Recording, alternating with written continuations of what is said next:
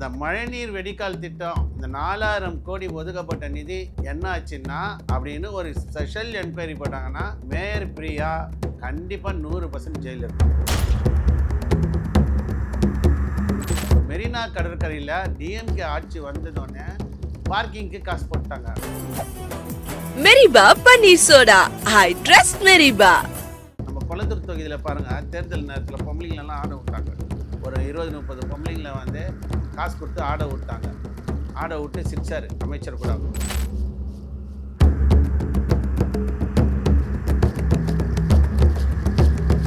ஒரு பத்திரிகைக்காரர் கேட்குறாரு, ஏங்க என்னங்க இது ஒரு வாசனை இல்லை, மைதா மாதிரி இருக்குதுண்ணா. அப்படியா வாசனை இல்லைன்னா வாசனையாக பான்ஸ் பவுடர் போட்டா அப்படின்னு நீங்க சொல்லுங்க. என்னன்னு தெரியல, நீங்க உங்க கவனத்துக்கு கொண்டு வந்திருக்கேன். பவுடர் போட்டு போவாங்களா என்ன? அதுதான் மேடம், இது நான் உங்க கவனத்துக்கு கொண்டு வந்திருக்கேன் மேடம். இன்னைக்கு வரைக்கும் ஒரு முதலமைச்சரை நேரடியாக சந்திக்க தைரியம் இல்லாத மேயர் பிரியா அவர்களே. ரிஃப்ளெக்ட் நேயர்களுக்கு வணக்கம். இது பார்த்தீங்கன்னா சமூக ஆர்வலர் சசிகுமார். இப்போ பார்த்தீங்கன்னா கமெண்ட்டில் வந்து நிறைய பேர் என்ன சார் ரவுடிஸ் எல்லாம் பற்றி பேசுகிறீங்க, இன்னும் நிறைய விஷயம் பேசலாம், நீங்கள் ஜென்ரலாகவே இப்போ சென்னை மாநகர கமிஷனர் இதை பற்றி பேசுங்க, அப்புறம் மேயர் பிரியாவை பற்றி கொஞ்சம் பேசுங்க. நாங்கள் அதாவது சென்னையுடைய 49வது மேயர் பிரியா இருக்காங்க. என்ன பார்த்தீங்கன்னா இவங்க வந்து ரொம்ப பெரிய திமுக கட்சிக்கோசம் அடிப்படை தொண்டனாக ஒரு கொடியெலாம் தூக்கி போராடுறதெல்லாம் கிடையாது. அதாவது அவங்க ஹஸ்பண்டும் சரி, அவங்க அப்பாவும் சரி, அவங்க சொந்த பந்தத்துலேயும் சரி திமுகவில் ஒரு முக்கிய புள்ளிகளாக இருப்பாங்க. இப்போ என்ன பார்த்தீங்கன்னா, அடிப்படை தொண்டன் ஒருத்தன் கொடியை தூக்குவான், ஆர்ப்பாட்டம் போராட்டம், ஏதாவது கட்சியை பற்றி யாருன்னா ஒருத்தர்கிட்ட போய் சொன்னால் கூட அவங்கக்கிட்ட போய் சண்டை போடுவான். ஆனால் எந்த ஒரு விஷயமும் அடிப்படையில் ஒரு கட்சிக்காக ஒரு சிங்கிள் பிட்டு போஸ்ட்டு கூட ஒட்டாமல் மேயரான தகுதி மட்டும்தான் மேயர் பிரியாவுக்கு இருக்குது. ஏன் சொல்கிறேன்னா, நம்ம சென்னையில் 49வது மேயர் பிரியா அங்கே இருக்காங்க. அதாவது ஒரு மேயர்னால் எப்படி இருக்கணும், ஒரு மேயருக்கு உண்டான தகுதின்னா, மேயர்னா எப்படி இருக்கணும். இது வரைக்கும் எந்த மேயருமே அமைச்சருக்கு கொடியை பிடிச்சதில்லை. அதாவது அமைச்சர் காரில் ஏறி அப்படியே ஃபுட்பால் அடிக்கிறது, ஒரு அமைச்சருக்கு கொடையை பிடிக்கிறது, மினிஸ்டருங்க வரப்போ சிரிச்சுன்னு விளையாடி நிற்கிறது, ஒரு சிறுபிள்ளைத்தனமாக ஒரு மேயரை வந்து கொடுத்துக்கிறாங்க. என்னென்னா கண்டிப்பாக சொல்கிறேன் 100% மழை நீர் வெடிக்கால் திட்டத்தில் ஒரு என்கொயரி அந்த 4000 கோடி என்ன ஆச்சு 2022லேருந்து இன்றைக்கி வரைக்கும் 2026 வரைக்கும் போட்டு இந்த மாநகராட்சியில் பல திட்டங்களுக்கு ஒதுக்கப்பட்ட நிதியெல்லாம் என்ன ஆச்சுன்னு ஒரு என்கொயரி பண்ணாங்க வச்சுங்களேன். நேர்மையான முறையில் இன்றைக்கி டிவிக்கு ஆட்சியில் வந்து கண்டிப்பாக பண்ணாங்கன்னா இந்த மழைநீர் வெடிக்கால் திட்டம் இந்த 4000 கோடி ஒதுக்கப்பட்ட நிதி என்ன ஆச்சுன்னா அப்படின்னு ஒரு ஸ்பெஷல் என்கொயரி போட்டாங்கன்னா மேயர் பிரியா கண்டிப்பாக 100% ஜெயிலில் இருப்பாங்க. ஏன் சொல்கிறேன்னா, மழைநீர் வெடிக்கால் திட்டத்தில் எப்போ மழை பெஞ்சாலும் ஒரே ஒரு நாள் மழை பெஞ்சால் கூட வெள்ளன்றது வந்துடும். இப்போ பார்த்தீங்கன்னா நம்ம கார்பரேஷன் ரிப்பன் பில்டிங்கே பார்த்தீங்கன்னா ஃபுல்லாக தண்ணி. லாஸ்ட்டு மழையில் மோட்ரு போட்டு எடுக்கிறாங்க. அப்போ ஒவ்வொரு மழைக்கும் மோட்ரு போட்டு எடுக்கணுமா? இந்த வடிகால் திட்டமானது என்ன ஆயிடுச்சு, இப்போ பார்த்தீங்கன்னா பக்கத்துலேயே, அதாவது ரிப்பன் பில்டிங் பக்கத்தில் 58வது வார்டு இருக்குது.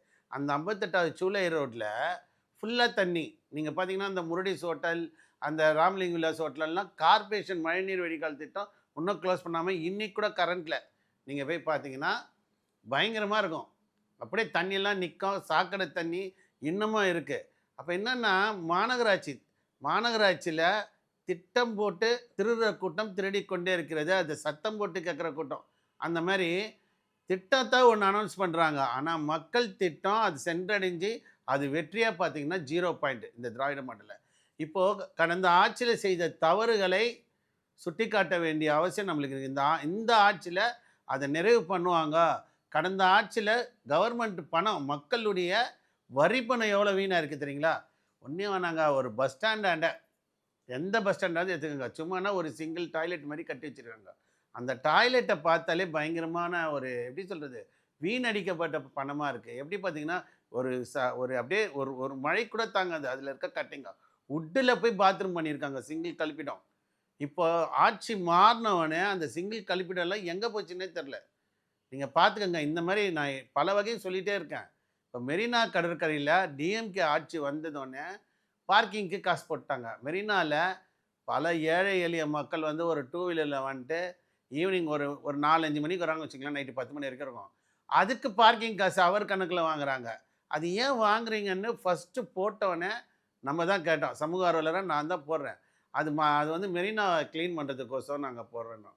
ஒவ்வொரு விஷயத்துலையும் இந்த மாதிரி பார்த்தீங்கன்னா, இந்த மாதிரி பல திட்டங்கள் இன்றைக்கும் அகல பாதாள சாக்கடை திட்டம்லாம் வந்து மிகப்பெரிய தோல்வி. நீங்கள் நம்ம லாஸ்ட் டைம் மழையில் சிஎம் உடைய தொகுதி கொளத்தூர் தொகுதியிலே பார்த்தீங்கன்னா அவ்வளோ ஃபினிஷிங் இல்லாமல் நீங்கள் எல்லா சேனல்லையும் பாருங்கள், ஜெயா டிவி, பாலிமர் நியூஸ்லாம் பாருங்கள், ஒன்றே வேணாங்க. மேயர் பிரியா 74வது வட்ட கவுன்சிலர், வெறும் 6000 சில்லறை தான் அவங்க ஜெயிச்சதே. வெறும் 6000 சில்லறை இது தான் பண்ணாங்க. எப்படி இவங்கெல்லாம் வந்து ஒரு கட்சியில் இன்றைக்கும் நம்ம கொளத்தூர் தொகுதியில் பாருங்கள், தேர்தல் நேரத்தில் பொம்பளைங்களெல்லாம் ஆட விட்டாங்க. ஒரு 20-30 பொம்பளைங்களை வந்து காசு கொடுத்து ஆட விட்டாங்க. ஆட விட்டு சிரிச்சார் அமைச்சர் கூட. ஆனால் எந்த ஒரு வேலையும் செய்யாமல் பின்புலம் வந்து மிகப்பெரிய பேக்ரவுண்ட் இருந்தால் அவங்களுக்கு கவுன்சிலர் சீட்டை கொடுத்து மேயர் ஆக்குனாங்க. ஒரு நடைபாதையில் ஒரு மழை வந்து இல்லை ஒரு ப்ளீச்சிங் பவுட்ரு போடுவாங்க இந்த இதுக்கோசம், அதுக்கு கூட என்னன்றாங்க, ஒரு பத்திரிகைக்காரர் கேட்குறாரு, ஏங்க என்னங்க இது ஒரு வாசனை இல்லை, மைதா மாதிரி இருக்குதுண்ணா. அப்படியா வாசனை இல்லைன்னா வாசனையாக பான்ஸ் பவுட்ரு போட்டா அப்படின்னு கேட்டாங்க. என்னென்னா இவங்க வந்து ஒரு பின்புலம், அவ்வளோதான். எந்த வேலையும் செய்யலை, கட்சிக்குன்னு எந்த வேலையும் செய்யலை. வெறும் 33 வயசு. அதாவது இது வரைக்கும் மத்திய சென்னையில் மேயராக இருக்காங்க, தென் சென்னையில் ஆயிருக்காங்க. இந்த வாட்டி வட சென்னைக்கு கொடுக்கணுன்ட்டு முதல் பெண் மேயராக கொடுத்தாங்க. எந்த காலத்தில் ஒரு மேயர் சுடிதார் போட்டுக்கின்னு மாநகராட்சி அலுவலகத்தில் வலம் வந்தாங்கன்னு தெரியல. அதே நம்ம மேயர்ன்றதே மறந்துட்டு கோர்ட்டு போடாமல் வெறும் கொடைக்குள்ளேயே இருந்த மேயர் இவங்க தான். கொடை பிடிச்ச மேயர்னு நம்ம பட்டம் காட்டலாம். அந்த அளவுக்கு இப்போ பாருங்கள், லாஸ்ட்டாக ஒரு 167-157 கவுன்சிலருங்க தன்னுடைய வருமான வரியே காமிக்கல. எது மாநகராட்சி இதில் சொத்து கணக்கை காமிக்கணும். மேயர் பிரியா உள்பட காமிக்கல. சரி, அதை கூட விட்டுருங்க. மேயர் பிரியா ஆஃபீஸ் ஆண்ட போய் நீங்கள் பாருங்கள், 74வது வட்ட அலுவலகத்தாண்ட போய் பாருங்கள். எங்கன்னா நம்ம ஸ்ட்ரெயிட்டாக போனீங்கன்னா ஜமாலியா தாண்டினோடனே ரைட் ஹேண்ட் சைடில் வரும். அதுக்கு எதிரிலே ஒயின் ஷாப்பு. எவ்வளோ குடிமகன்கள் குடிச்சிட்டு மாமன்ற உறுப்பினருடைய அலுவலகத்தாண்ட இருக்காங்க. இதுதான் மேயர் பிரியாவுடைய சாதனை சொல்லலாம். ரெண்டாவது பார்த்தீங்கன்னா, நீங்கள் அந்த மேயர் பிரியா அந்த ஓட்டேரி பிரிட்ஜாண்ட போய் பாருங்கள், நல்லா குப்பம் மறுபடியும் அந்த ரோடு பிரிக்லைன் ரோடு ஃபுல்லாகவே இன்றைக்கி வரைக்கும் காரி துப்புறாங்க. நடைபாதையை ஃபுல்லாக ஆக்கிரமிச்சுக்கிறாங்க. அதுவும் நம்ம தான் பெட்டிஷன் கொடுத்துக்கிறோம். கவர்மெண்ட் கெசட்டில் நமது மக்கள் சாம்ராஜ்யம் மாநில தலைவர் சசிகுமாரை தவிர இந்த ஆக்கிரமிப்புங்களை அகற்ற சொல்லி, சரி அதையும் விட்டுருங்க, அவங்க வார்டிலே சொல்கிறேன். திடீர் நகர் குடியிருப்பு பகுதியில் ஒரு 20 வருஷத்துக்கு முன்னாடி ஒரு கட்சிக்காரன் என்ன பண்ணியிருக்கான், கட்சிக்காரங்களோட அண்டர்ஸ்டாண்டிங் பண்ணிக்கின்னு அங்கே இருக்க மக்கள்கிட்ட போலியான ஆவணம் கொடுத்து அங்கே இருக்க வீடுங்களெல்லாம் அரசாங்க இடத்தெல்லாம் விற்றுட்டான். அதை நான் வந்து பெட்டிஷனை போட்டு ஆர்டிஐ மூலம் தெரிஞ்சுட்டு அப்புறம் கவர்மெண்ட்டுக்கு பெட்டிஷன் போட்டு நேஷ்னல் கமிஷனில் போட்டு ஷெட்யூல்டு ஆக்டில் தி செக்ரட்டரி போட்டு அவங்க இந்த மக்களுக்கெல்லாம் வீடு வாங்கி தரணுன்னே அங்கே இருக்க மக்களை எடுத்து ஹவுசிங் போர்டு கொடுத்தாங்க. ஓட்டேரி செட்டில்மெண்ட்டுக்குள்ளே போய் பாருங்கள் நீங்கள். இந்த ஹாஸ்பிட்டலில் இருக்கிற மருத்துவ வேஸ்டேஜ், அதாவது இந்த கட்டி, இந்த குழந்தைங்க சிசுவில் இறந்துறது, இந்த மாதிரி ப்ரைவேட் ஹாஸ்பிட்டல் இருக்கிறதெல்லாம் லாஸ்ட்டு ஒரு 4 வருஷத்துக்கு முன்னாடி 5 வருஷத்துக்கு முன்னாடி எடுத்துன்னு வந்து கொட்டிகிட்டே இருக்காங்க.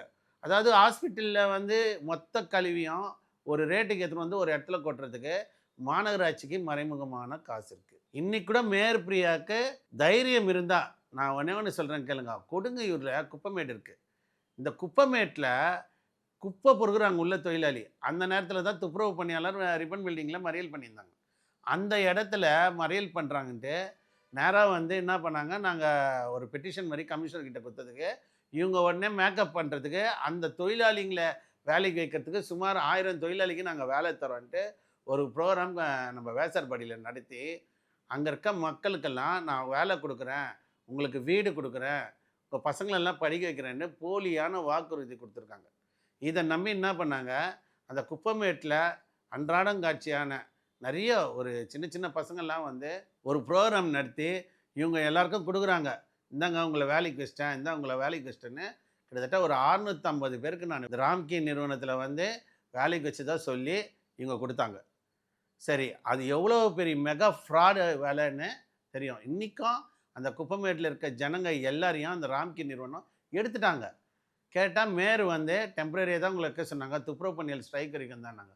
ஆனால் இந்த ஊடகத்தெல்லாம் வர வச்சு இந்த கொடுங்கையூர் குப்பமேட்டில் இருக்கிற ஏழை எளிய ஜனங்களுக்கெல்லாம் நான் வீடு கொடுத்துட்டேன், நான் வேலை கொடுத்துட்டேன்னு பொய் சொல்லி சுற்றி நிற்கிற மேயர் பிரியா. இந்த மாதிரி அடுக்கடுக்கான குற்றச்சாட்டு எவ்வளவோ வைக்கலாம்.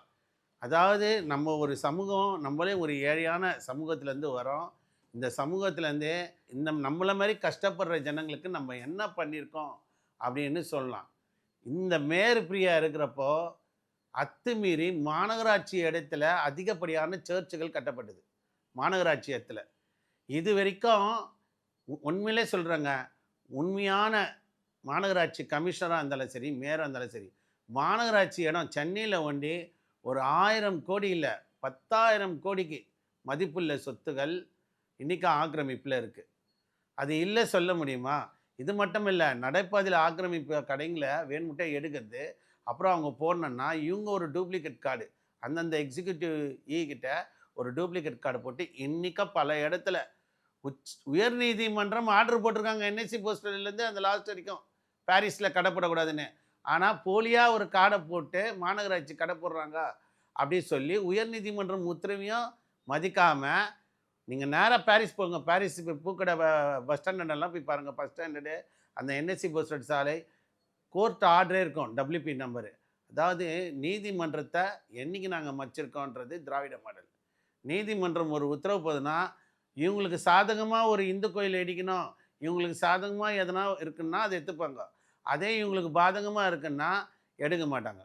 உயர் நீதிமன்றம் உத்தரவு போட்டிருக்கு அந்த ரோடு ஃபுல்லாக கடை எடுக்க சொல்லி ஒரு வழிமுறை கொடுத்துருக்கு. அந்த வழிமுறை எதுவுமே பின்பற்றாமல் அவங்களுக்கு தனியாக கட்டி கொடுக்க சொல்லியிருக்கு. அதாவது அங்கே ஒரு ஸ்பேஸ் இருக்குது, அந்த இடத்துல இந்த மக்களுக்கெல்லாம் கட்டி கொடுங்கன்னா அதில் கட்டி கொடுக்கல. அந்த இடம்லாம் அப்படியே வந்து இவங்க அப்படியே போட்டோம், கடையை போட்டுன்ட்டு அலோடு பண்ணிக்கிறாங்க. இப்போது நம்ம சொல்கிறது என்னென்னா, மேயர் பிரியா ஒரு எளிமையான குடும்பத்துலேருந்து வந்திருக்கீங்க. நீங்களும் வந்து ஒரு பட்டியல் சமுதாய மக்களாக இருக்கீங்க. இந்த இடத்துல நீங்கள் வந்து இந்த திராவிட மாடலுடைய சூழ்ச்சியில் விரைவில் நீங்கள் மாட்டுவீங்க. ஏன்னா உங்களை மேயர் ஆக்குனதுக்கு காரணமே உங்கள் மேலே யார் ப்ரொபோசல் வச்சாலும் ஆர்டிகல் 338 என்சிஎஸ்டி ஆக்டில் எதனா ஒன்று பண்ணலான்ட்டு தான் வச்சாங்க. அது உங்களுக்கு தெரியாது. ஆனால் உங்களை வச்சு இந்த திராவிட மாடல் கட்சி சேர்ந்த பெரும் கட்சிக்காரங்க என்ன பண்ணியிருக்காங்கன்றது உங்களுக்கு தெரியாது. உங்களை கரெக்டாக சிக்க வச்சுறாங்க. இந்த மழைநீர் வெடிக்கால இன்னும் மாநகராட்சி திட்டம், அதேமாரி கொடுங்கையூர் குப்பைப்பட்டில் பதப்படுத்தப்பட்ட அந்த மக்கும் குப்பையெல்லாம் ஆந்திராவுக்கு போகுது. திண்டுக்கல் லாரியாக போகுது. அதேமாரி பார்த்திங்கன்னா அந்த குப்பமேட்டில் ஃபுல்லாக இந்திக்காரங்க தான், வட மாநிலத்தை சேர்ந்த தொழிலாளிங்க தான் இருக்காங்க. அப்போ நம்ம நாட்டில் தமிழ்நாட்டில் சேர்ந்தக்கூடிய தமிழர்கள் குப்பை பொறுக்க கூட லாக்கி இல்லையான்ற ஒரு கேள்வி நம்மளுக்குள்ளே எழும்புது. இதை தான் சொல்கிறேன். மேயர் பிரியா வந்து ரொம்ப டேலண்ட்டு, ரொம்ப வந்து அப்படியே பேச தெரிகிற மாதிரி எல்லாம் பண்ணுறாங்கல்லன்ட்டு நீங்கள் நினச்சிருந்தீங்கன்னா அது கிடையாது. அவங்க மேலேயே நிறைய குற்றச்சாட்டு இருக்குது. அவங்க சொந்த வார்டில் கவுன்சிலராக இருக்கக்கூட தகுதி இல்லாத ஒரு மேயர் தான் பிரியா. இதுதான் நம்ம சொல்கிறது. நம்மளுக்கு ஒரு அதிகார பொறுப்பு கொடுக்குறப்போ அந்த அதிகார பொறுப்புக்கு உண்டான தகுதியை நம்ம வளர்த்துக்கணுன்ட்டு தான். ஏன் சொல்கிறேன்னா, மேயர் பிரியா 74வது வார்டுக்கு எதிரிலே டாஸ்மார்க் கடை எண் 380, அதுவும் நம்ம அந்த பார் வந்து பஸ் ஸ்டாண்ட் அண்டா இருக்குது, ஒயின் ஷாப்பு. அந்த தினைக்கும் உங்கள் பகுதி மக்கள், நீங்கள் பழைய வாழ்மா நகரில் இருக்கிறீங்க, அந்த சரௌண்டிங் உள்ள இருக்க மக்களால் தேர்ந்தெடுக்கப்பட்ட மாமன்ற உறுப்பினர் நீங்கள் வந்தவொடனே இதெல்லாம் வந்து சரி பண்ணியிருக்கணும். ஆனால் அது வந்து அமைச்சருடைய ரிலேஷன்ன்றதால நீங்கள் என்ன பண்ணீங்க, அந்த டாஸ்மார்க் கடை மூடினவனே பாரை தந்துன்னு ஒரு நாளைக்கு 1 லட்சம்னு மாதம் 30 லட்ச ரூபா கண்மூடித்தன்மை. எவ்வளோ கூட்டம் வரும் தெரியுங்களா? நம்ம போய் டைரெக்டாக லைவ் எடுத்து அதுவும் என்சிஎஸ்டி ஆக்டில் போட்டு அந்த பட்டியல் சமுதாய மக்கள் அதிகம் வாழக்கூடிய பகுதிகளை இந்த மாதிரி வந்து ஒரு பாரை வச்சு முழுக்க எல்லாரையும் குடிகாரன் ஆக்குறாங்கன்ட்டு நான் பண்ணேன். சமூக ஆர்வலர் சசிகுமார் நான் பண்ணேன். இதை கூட நீங்கள் பண்ணல. எனக்கு 74வது வார்டு இருந்தாலும் நீங்கள் வாங்க. இல்லை சென்னை மாநகராட்சி ஃபுல்லாகவே மேயர் பிரியா என்ன செஞ்சுருக்காங்க, மேயர் பிரியா வார்டில் மட்டும் இல்லை, சென்னை மாநகராட்சி ஃபுல் 200 வார்ட்லேயும் நாங்கள் என்ன செஞ்சோம், என்ன சொல்கிறோன்றத டிபேட் கொடுக்கலாம். மேயர் பிரியா நேரடியாக எங்ககிட்ட வந்தாங்கன்னா பண்ணலாம். உங்கள் வார்டில் எவ்வளோ மக்கள் துன்புறுத்தப்பட்டாங்க. ஒரு மருத்துவ கழிவீடு இருந்தாலும் சரி, நடைபாதையை ஆக்கிரமிச்சாலும் சரி, எந்த ஒரு வேலை செய்யாத மேயர் பிரியா வந்து இன்னைக்கு இருக்கக்கூடிய ஆட்சியை வந்து குற்றம் சொல்கிறது எந்த விதத்தில் நியாயம்? அடுக்கடுக்கான குற்றச்சாட்டு நம்ம வச்சுட்டே இருப்போம். ஏன்னா சென்னையில் இருக்கக்கூடிய 15 ஜோன் இருக்குது, அதில் 200 வார்டு இருக்குது. இதில் ஒரு வார்டில் கூட மேயர் பிரியா போய் பார்த்ததும் கிடையாது. அந்த மக்களுடைய குறைய இருக்காது. எந்த ஒரு குறையும் கேட்டு மக்களுடைய பிரச்சனையை தீர்க்காத நீங்கள் இன்றைக்கி இருக்கக்கூடிய ஆட்சியை எப்படி விமர்சனம் பண்ணுவீங்க? புரோட்டோகால்ன்றீங்க, அதாவது நீங்கள் ஏற்றணும் ஏற்றதில்லை. இன்னைக்கு வரைக்கும் ஒரு முதலமைச்சரை நேரடியாக சந்திக்க தைரியம் இல்லாத மேயர் பிரியா அவர்களே, சமூக வலைத்தளமாக இருந்தாலும் சரி, பொதுமக்கள் மத்தியிலும் சரி, இல்லை திராவிட மாடல் ஒரு மீட்டிங்கில் போனாலும் பார்த்து பேசுங்க. உங்ககிட்டே நிறைய பிரச்சனை இருக்குது, உங்கள் தொகுதியிலையும் சரி, உங்கள் வார்டிலையும் சரி நிறைய பிரச்சனை இருக்குது. அதனால் மேயர் பிரியா வந்து டம்மி பிரியா, எந்த வேலைக்குமே லாக்கி கிடையாது. அவங்கள பான்ஸ் பிரியா சொல்லி முடிச்சுக்கிறேன். எனக்கு இந்த வாய்ப்பை ஏற்படுத்தி கொடுத்த லிஃப்டட் நேயர்களுக்கு நன்றி சொல்லி முடிச்சிருக்கேன். மெரிபா பன்னீர் சோடா. I trust மெரிபா.